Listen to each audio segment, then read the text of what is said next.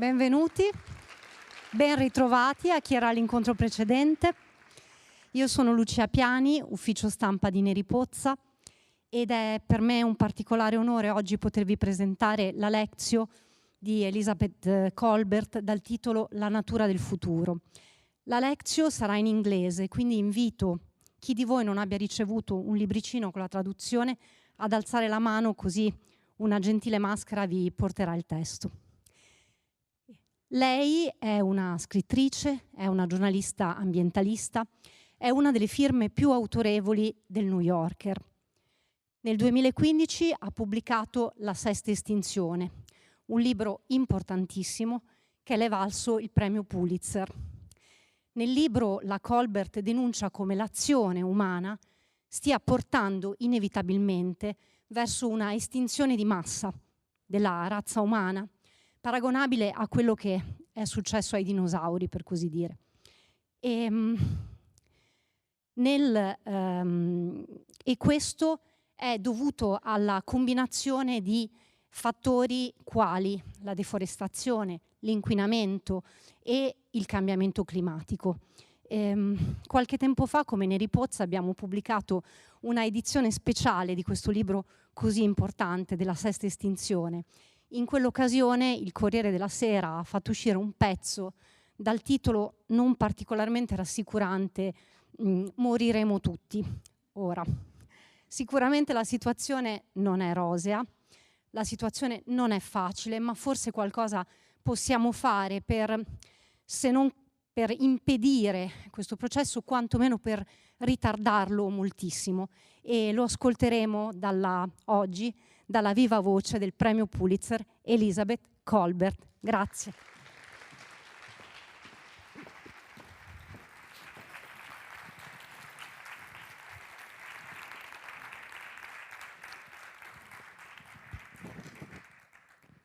Hi, everyone.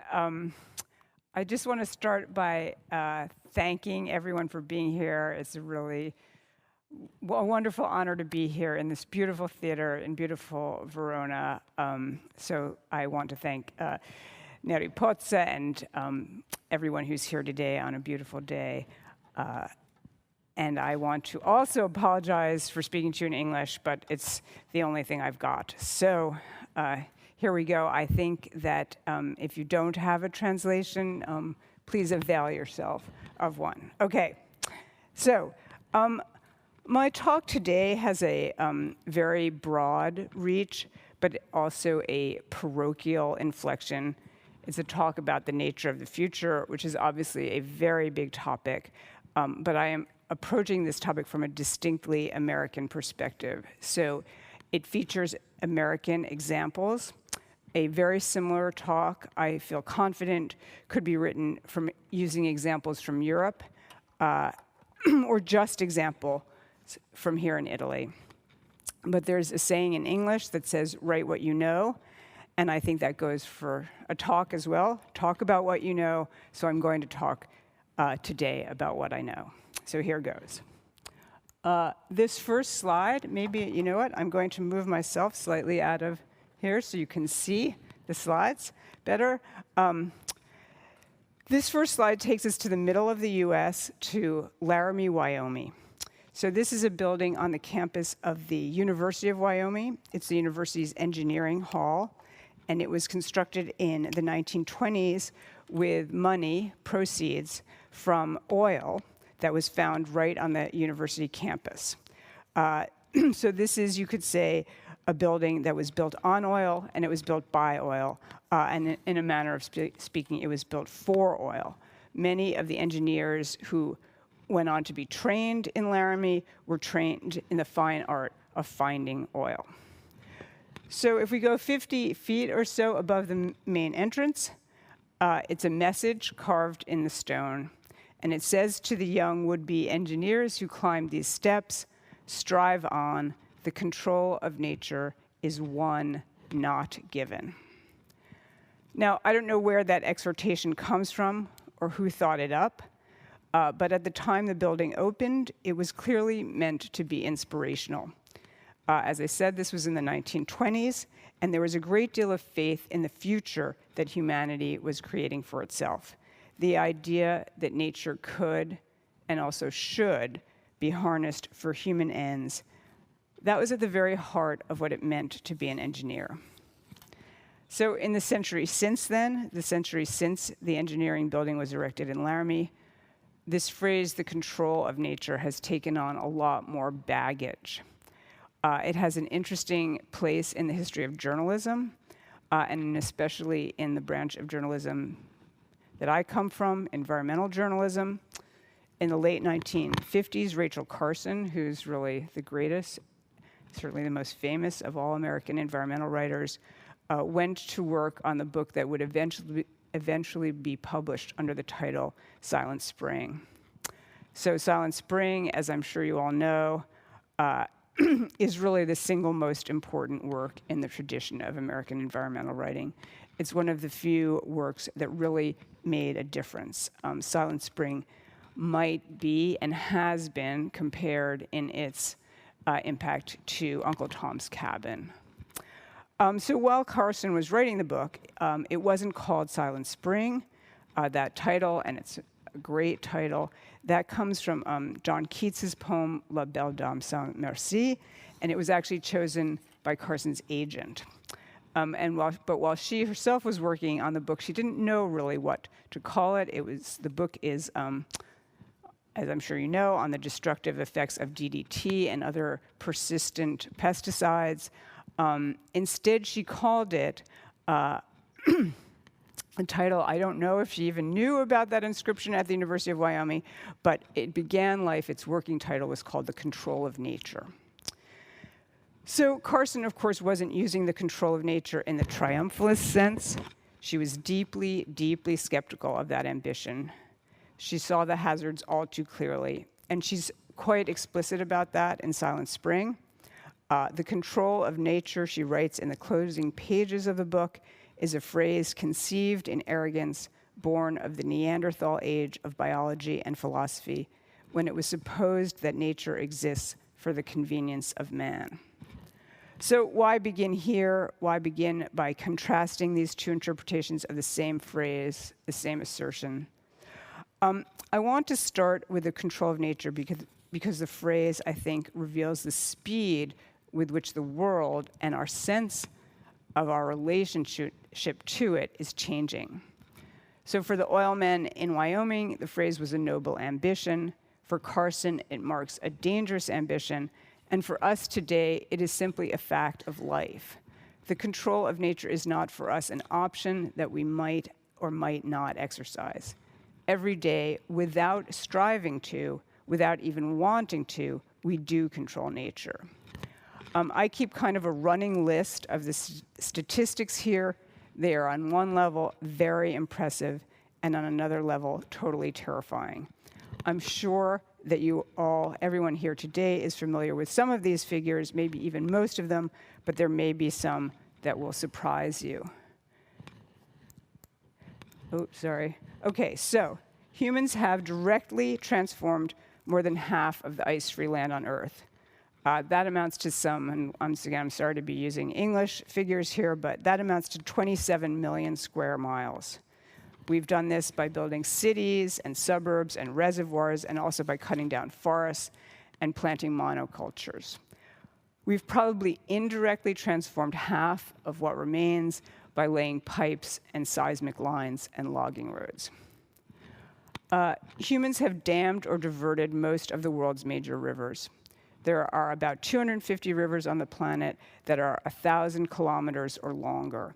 And a study published in Nature a few years ago found that only a quarter of these flow uninterrupted to the ocean, and now I'm quoting from Nature, very long, free-flowing rivers are restricted to remote regions of the Arctic and of the Amazon and Congo basins.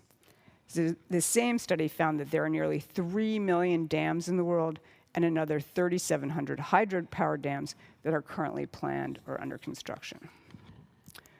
Humans routinely cause earthquakes. This is mainly done by fracking for natural gas. In terms of biomass, the numbers are quite stunning. These figures are from a paper that appeared a few years ago in an American magazine, a key scientific magazine called the Proceedings of the Natural Academy of Sciences.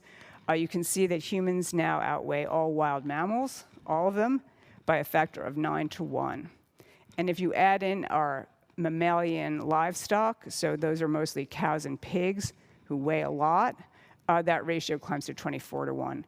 So we humans and our livestock outweigh wild mammals 24 to 1. And here's another way to look at things, another amazing figure. This is from another paper that came out pretty recently in Nature. And what this graph is showing is that the weight of human-made stuff, what's here called anthropogenic mass, is on Earth is now roughly equal to the weight of all biomass on Earth. So that's all the plants, all the animals, all the fish, and the plankton. And the weight of human-made stuff is presumably going to keep increasing, so those lines are going to cross, maybe they already have crossed, and human-made stuff is going to weigh more than all of the Earth's biomass. And here's another figure from that same paper, another quite stunning figure, I think. Animal biomass on the planet totals about 4 gigatons, so 4 billion tons. Once again, that includes all the fish, all the mammals, all the insects, and the mass of plastics on Earth is twice that amount. It's 8 gigatons. The accumulation of anthropogenic mass has now reached 30 gigatons per year, the authors of the paper note, and this corresponds with every person on the globe producing more than his or her body weight in anthropogenic mass every week. And then, of course, there's climate change. No surprises here. This is a fairly recent reading from the Keeling curve. Perhaps you've all seen it. Carbon dioxide levels up over 425 parts per million. And this past year, CO2 levels took a record jump of more than 3.5 parts per million. So 25 years ago, the Nobel Prize-winning chemist Paul Crutzen suggested that we were living in a new geological epoch, the Anthropocene, defined by human impacts, by the scale of human impacts. And there is, as you probably know, a very active debate about the Anthropocene, a debate that encompasses both science and politics. But I bring it up to say that when Crutzen proposed it, he suggested that we use rising CO2 levels at the start of the Industrial Revolution, which is recorded in Greenland ice cores as the official marker for this new epoch, a so-called golden spike. Now, my own reaction to all this, and I'm guessing it's your reaction too, is that these are not good trend lines. I don't want to keep harping on plastics, but if current trends can continue, then it's predicted that by 2050, there will be, by weight, more plastic waste in the oceans than there are fish. And that does not seem like a sustainable situation. And so the logical response is, well, let's change these trend lines. This is the response that many people that I respect and admire advocate. They say humans need to scale back. Let's stop converting forests into farmland.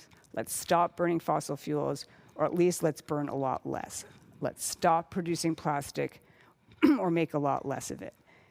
There's a very compelling case to be made for this response, a very compelling case on environmental grounds, and an equally strong case on ethical grounds. But unfortunately, that is not what we're doing. I don't see any evidence that we are scaling back, or to put things more starkly, I don't see evidence that we have the will to scale back. On the contrary. So walking things back is not just a good idea, it's probably an absolutely necessary idea. It is not, it appears, the trajectory that we're on. And this is the other reason to invoke the message on the engineering hall in Laramie. The message might seem quaint in its optimism, but it's still very much the message that we live by. Only now what we are striving to control is not a nature that exists or is imagined to exist apart from the human. Instead, the new effort begins with a planet remade, and it spirals back on itself. What we are attempting to control is a nature that we ourselves have helped bring into being. And I wrote a book about this, which I'm happy to say is available in Italian, called Under a White Sky in English. And this was my attempt to help people see this pattern and think through its implications. And the method of the book is the method of a journalist. It's not really constructed as an argument, but as a series of stories, or if you prefer, fables. And the first one begins in the great American city of Chicago on the Chicago River. So this is what the Chicago River looks like every year on March 17th, which in the US is St. Patrick's Day. Every year, the river gets dyed green, which some people think is pretty, and I think is pretty telling.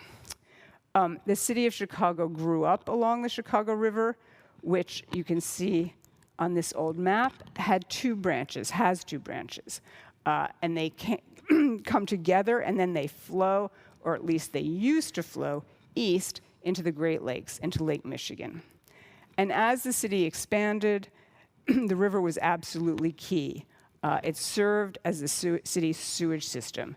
And as you probably know, Chicago was a great city of stockyards. So all of the human waste from Chicago and also all the animal waste from these huge stockyards, it was all just basically dumped in the river. And it was said that the Chicago River was so thick with filth that a chicken could walk across it without getting her feet wet. There's a part of the river known as Bubbly Creek that today still is giving off bubbles from decomposing waste at the bottom of the river. There's just so much organic waste decaying there. So as the city grew, this became a problem because Chicago gets its drinking water from Lake Michigan. So the same lake that they were dumping their sewage into, they were drinking from. And there were constant outbreaks of waterborne diseases. And it was decided something had to be done about this. And what the city's fathers decided to do is to reverse the flow of the river. And this was a massive construction project. It was called the biggest construction project of its day. And it created a canal, what's now known as the Sanitary and Ship Canal. And when the canal was completed, instead of flowing east into Lake Michigan, the Chicago River flowed west, or really southwest, into the Des Plaines rivers and on into the Illinois River, and then eventually into the great Mississippi River. And in 1900, when this project was completed, the New York Times ran this wonderful, snarky story with the headline, "Water in the Chicago River now resembles liquid." They thought it was very funny. And this gives you a sense of what it looks like pre-reversal, how the Chicago River used to run into Lake Michigan, and now this complicated series of canals that show you how the water system works now. So reversing the flow of the Chicago River solved one problem, but in the process created a new one. So before the canal was dug, the Great Lakes were one drainage basin, and the Mississippi River system was another basin. And they were distinct until the canal connected them. So the canal then made it possible for a Great Lakes species, any species in the Great Lakes, to swim or crawl or shimmy into the Mississippi system, and vice versa. And as the 20th century went on, both systems became highly invaded, thanks, of course, to us. And this is showing you just the latest tally of invasive species in the Great Lakes. So we're up to 184, and that number continues to grow. And some of the most ecologically significant invaders are these fish called Asian carp. So Asian carp is a sort of a catch-all phrase in English. They're called Asian carp, but they're really 4 separate species that you're seeing there. And each one was imported to the US on purpose back in the 1960s as a form of control, interestingly enough. So the idea was that each one of these fish was going to serve some useful function. Grass carp, for example, were going to eat weeds, and the idea was that they could be used to get rid of aquatic weeds, many of which were also invasive species, without using herbicides. This sort of biological control, as it's called, it gained a lot of currency, actually, ironically, thanks to Rachel Carson and Silent Spring. In the last chapter of the book, Carson recommends biological control as an alternative to chemicals, an alternative to the Neanderthal control of nature. But that distinction is, we now realize, a mistaken one. Biological control is still control. In any event, as you may have guessed, these imported carp soon got out of control. and they escaped from these artificial ponds where they were being kept and basically just took over the whole Mississippi River system. In some parts of the system, Asian carp now make up 3/4 of the biomass. So these are silver carp, which have this unfortunate tendency that they jump when they're startled. And one of the things that startles them is the sound of a motor. So as Asian carp swam toward Chicago and the Great Lakes, it was now decided that something had to be done about this. And so the Army Corps of Engineers, which is a very old by American standards, old institution that is involved in many, many of our massive public works projects, they were called in to add a new level of control, one that could be superimposed on the old. And what the Corps came up with was a series of electric barriers. So if you travel down the Chicago River, what's now down, which used to be going up the river, but now you're going down the river, and you travel along that canal that was dug, you eventually get to this sign. And it is warning you, don't go into the water because you could be electrocuted. And the Army Corps of Engineers is pulsing a lot of electricity through the water in the hope that carp that are swimming towards the Great Lakes will get a shock, and they will turn around and head back to the Mississippi. But no one is very confident about this, so another barrier is being planned farther south, and this one will feature not just electricity, but also noise and water jets, and it's jokingly referred to as a disco barrier. And the cost of this project keeps rising. It's now over $1 billion, and the first contracts were just recently awarded. So first you reverse a river, then you electrify it. So my next story or fable begins at the opposite end of the Mississippi, at the mouth of the river in New Orleans. The French established New Orleans in 1718, and they built their settlement right on the banks of the Mississippi River. And pretty much as soon as they put up the first houses, the river flooded, and the settlement remained submerged for 6 months. And the response of the French was not to give up or move away, but to take control. They started building levees and more levees to keep the water out. And a lot of this work was done by slaves from Africa. So by the 1730s, which once again, and by American standards is quite a long time ago, slave-built levees stretched along both banks of the Mississippi River for almost 50 miles. And these early levees were made of dirt and timber, and they often failed, and water broke through. And again, the response wasn't to move, but to build the levees higher and wider and longer. So by the time of the War of 1812, which is a war that the Americans fought against the British, the levees along the Mississippi extended for more than 150 miles. But still, they often failed, and they developed breaches, which were called crevasses, and the water came pouring through into the city. And this is what New Orleans looked like after a crevasse opened up in 1849. This is a very famous flood. That's Canal Street. If you've ever been to New Orleans, it's the main street of the city. And in what's become known as the Great Flood of 1927, the levees, which by then were much longer and much higher, they failed spectacularly. There was flooding up and down the Mississippi, and more than 500,000 people were displaced. And at that point, yet again, people could have given up, but instead, the federal government took over and began building even more massive levees. So during Hurricane Katrina, we just celebrated, that's probably not the right word, but the 20th anniversary of Hurricane Katrina in 2005. As I'm sure you all know, the levees failed spectacularly. And since then, more than $2 billion have been spent to upgrade them. So have the levees, which are now a huge water management system, that's Katrina, worked? From a certain perspective, yes. They're an extraordinarily impressive engineering accomplishment. This is just one tiny part of the system that you're seeing here. Much of New Orleans is below sea level, and for the most part, it does stay dry. So in this sort of tactical, local sense, the system does its job. But seen from another perspective, this effort at controlling the Mississippi looks self-defeating. The whole delta was created by the river, which particularly in springtime has a lot of sediment in it. And whenever the river overtops its banks, and it used to do that every spring, virtually every spring. It would spread that sediment across the landscape. And that's how the landscape was made.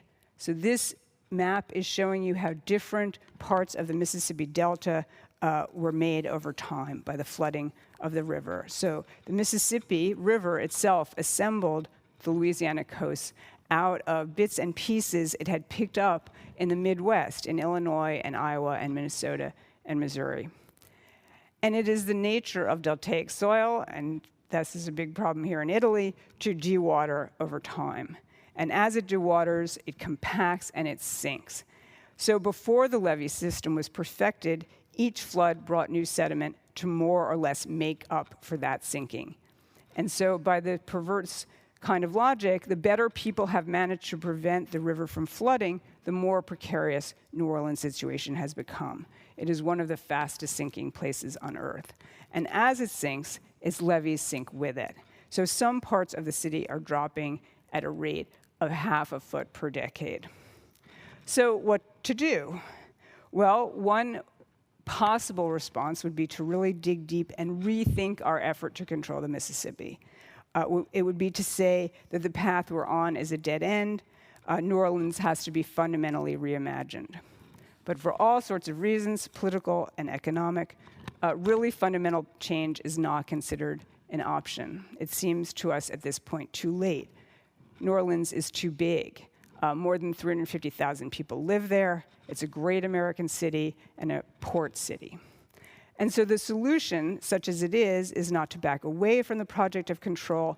Instead, it is to try to impose another level of control on top of the first. Second-order control. The idea is to create what are called sediment diversions. So these are a new kind of massive engineering project. Basically, the idea is to create a crevasse, so a break in the levee, that can be managed. You'll put these gates into the levees, and when the river is running high, when it's carrying a lot of sediment, the gates will open. And hopefully then that sediment will be deposited in these shallow bays around New Orleans. And the first of these structures that's supposed to be built, you're seeing a mock-up there, is called the Mid-Barataria Sediment Diversion. It's supposed to be 600 feet wide and 2.5 miles long. And when it's operating at maximum capacity, it's supposed to carry 75,000 cubic feet of water every second. And that will make it, in terms of flow, the 12th largest river in the US. Now, this will not prevent New Orleans from continuing to sink, but once again, this is the hope, it will replenish some of the wetlands south of the city and buffer New Orleans from storms coming up from the south, from the Gulf of Mexico. And this project is expected to cost $3 billion, and it was supposed to start construction last year, but it has been tied up in a lot of lawsuits. And that brings me to my last story, or stories, which are about climate change and how we see this pattern once again working itself out. So this is a project I visited a few years ago in Iceland. I managed to get there during COVID, which was a story in itself. And what you're seeing here, these are what are called direct air capture units. I'm sure you've heard about direct air capture. The Iceland project belongs to a company called Climeworks, which is a Swiss company.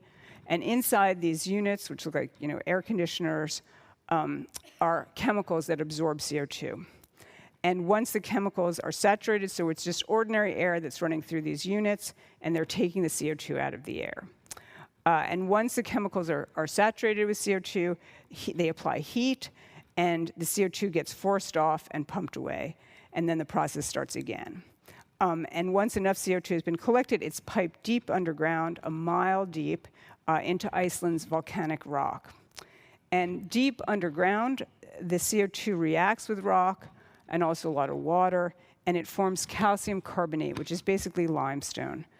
And if you could peer underground, I hope you can see that. This is a core that was dug to prove that this was working. This is that black is the basalt, the volcanic rock of Iceland, and that white vein there is calcium carbonate. That is CO2 that has been converted into rock. So this is one version of what people mean when they talk about this idea of negative emissions. There are all sorts of alternative technologies. As I'm sure most of you know, well, there are a lot of negative emissions built into the models used by the Intergovernmental Panel on Climate Change. That blue wedge there, that's all negative emissions. This is what it would take to keep temperatures from rising more than 1.5 degrees C, which we all know at this point isn't happening. But there are a lot of negative emissions in 2-degree scenarios as well, many billions of tons. And that was the case even before Donald Trump decided to do everything he possibly could to promote fossil fuel use. So will progress be made? Are these useful technologies? In both cases, the answer is yes, but there is a catch, and the catch is scale. To remove CO2 on the scale that's necessary to alter our trajectory requires an infrastructure on the scale of the fossil fuel industry, which is, of course, enormous and has been built up over a century. And that brings me to my last story today, which is geoengineering, or as it is sometimes more soothingly referred to, solar radiation management. So this is a drawing of how solar geoengineering might proceed. I'm sure a lot of you are familiar with this. We would engineer aircraft that could fly high into the stratosphere, carrying a pretty heavy payload. And these aircraft would spray some kind of reflective material up there. It would be some kind of very fine particles that would drift around and create this stratospheric haze, which would reflect sunlight back to space. So actually, less direct sunlight would hit the Earth, and this would have a cooling effect. And we know that this would work on some level because that's what volcanoes do. They emit large amounts of sulfur dioxide, which form these tiny droplets that are very reflective.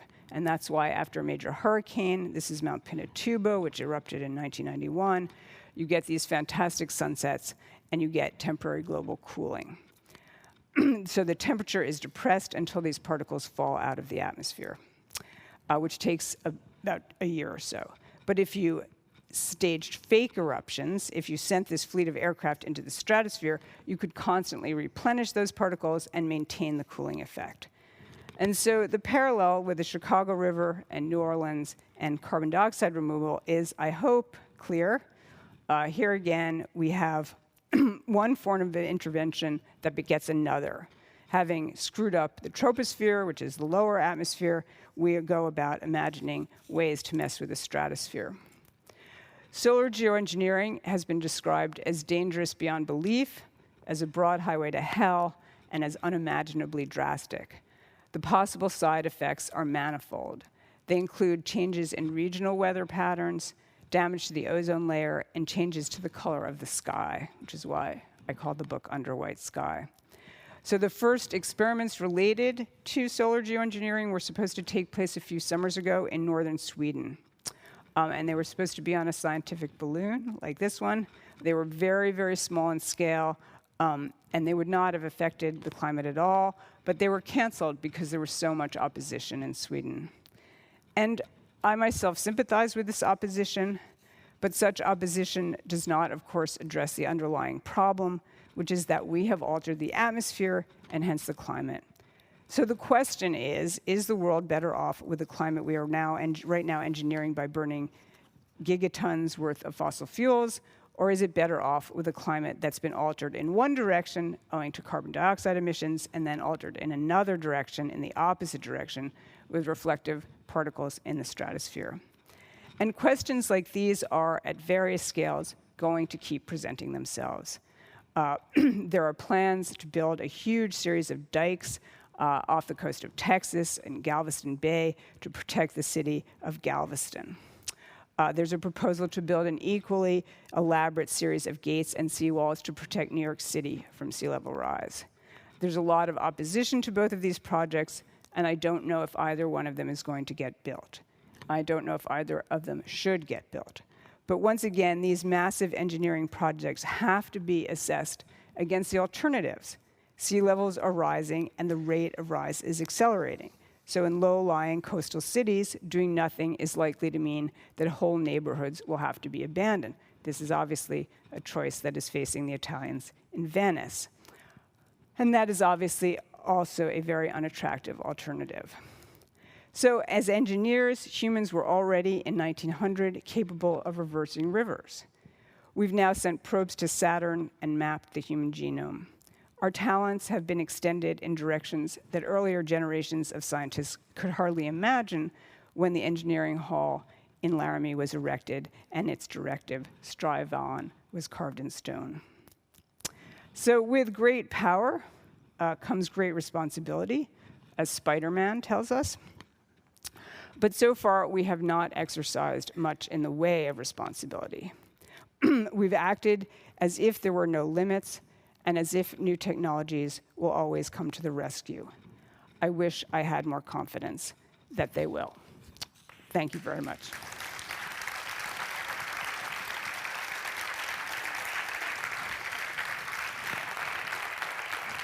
Thank you.